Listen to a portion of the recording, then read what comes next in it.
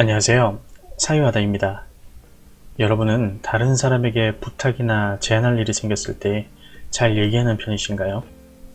저는 꽤나 소심한 사람이었고 전보다는 좀 나아졌지만 지금도 스스럼 없이 말할 수 있는 수준은 되지 않습니다. 어릴 적 제가 가장 좋아했던 놀이 중 하나는 아버지와 장기를 두는 것이었습니다. 근데 그 놀이를 하려면 한 가지 큰 관문을 통과해야 했습니다. 그건 퇴근 후 돌아오신 아버지에게 한 판 두자고 말하는 것이었죠. 그 말 한마디가 왜 그렇게 어려웠나 모르겠습니다. 30분 넘게 말도 못하고 몸을 막 베베 꼬며 어머니에게 달라붙어 있던 그 모습이 아직도 생각납니다. 웃긴 건 아버지는 제 말에 단 한 번도 거절한 적이 없다는 겁니다.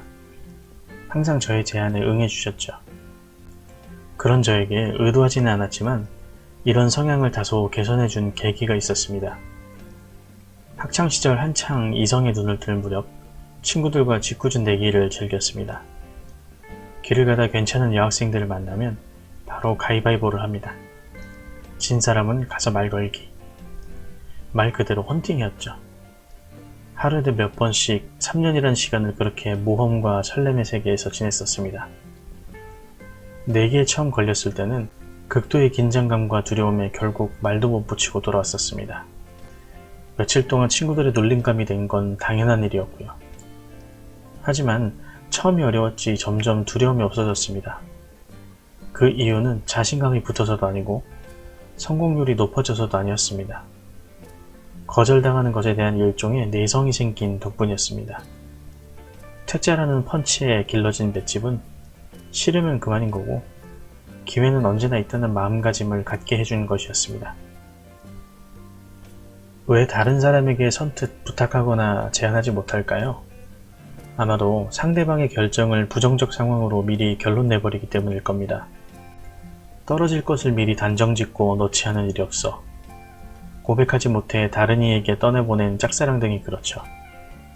거절당할 것을 속단하는 사람들에게 나타나는 가장 큰 특징은 거절의 원인을 본인 스스로에게서 찾는다는 겁니다. 괜히 얘기해서 상대방만 불편하게 만든 것은 아닐까? 역시 이건 무리였어. 괜한 얘기를 했네. 나를 이상한 사람으로 생각하면 어떡하지? 이렇게 생각해서 얻어지는 건 아무것도 없습니다. 결국 위축되고 자존감만 떨어질 뿐이죠. 거절과 실패 앞에서 언제나 당당할 수 있는 사람은 없습니다. 그래서 거절받는 것에도 면역력이 필요합니다. 학창시절 제가 수없이 시도했던 헌팅처럼 거절에 너무 많은 의미를 부여하지는 마시길 바랍니다. 많은 찬스 카드가 내 앞에 쌓여 있는데 그중 맨 위에 있는 카드 하나를 뒤집은 것 뿐입니다. 거절은 기회가 소멸된 게 아니라 그 다음 패를 뒤집을 수 있는 새로운 기회가 주어진 것입니다. 그리고 현실적으로 딱 두 가지만 생각하세요. 첫째, 내가 부탁하거나 요구하지 않음으로써 받는 손해는 얼마나 되는가? 말해도 후회, 안 해도 후회할 일이라면 하고 후회하는 편에 지나고 보면 훨씬 덜 후회스럽습니다. 거절당해 받은 무안함과 상처보다는 청하지 않음으로써 남는 아쉬움과 결과의 궁금함이 언제나 큰 법이니까요. 둘째, 승낙과 거절은 내가 하는 게 아니라 상대방이 하는 것이다. 내 부탁의 결정은 상대방이 하는 겁니다. 미리 내가 속단하고 결론 내릴 필요가 없다는 것이죠. 괜한 두려움과 소심함이 작동해서 잘 될 일도 그르칠 수 있습니다. 거절당했다고 바로 포기하고 있지도 않은 일에 지레 겁먹고 시도조차 하지 않는다면 무엇도 바뀌지 않습니다. 거절당하는 것에 왕도는 없습니다.